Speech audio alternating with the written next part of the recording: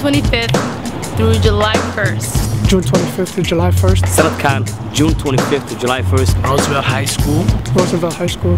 Roosevelt High School of Minneapolis. Noon to 9 p.m. Basketball. All right. Hi, my name is Shukri, and I'm part of the Hoop for Hope tournament that's happening June 25th through July 1st. Somali singers, poetry, dances.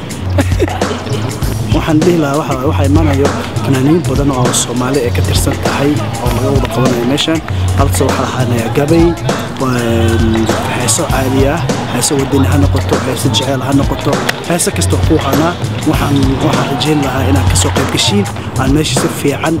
And this year we have 16 teams participating in the event. We have 2 teams from Canada coming, as well as Seattle, Atlanta, and Edmonton, San Diego, Dallas, Kansas City, Ohio.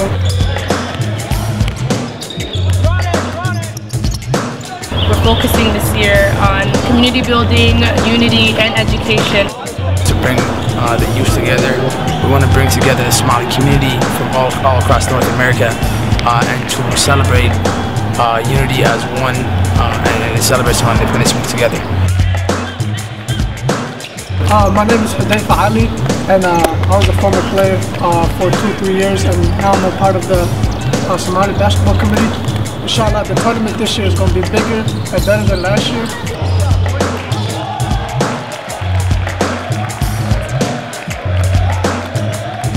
The history of this event, it was organized first by the Somali community of Minnesota in late 1990s, and ever since then it's been carried on through the generation before us and our generation.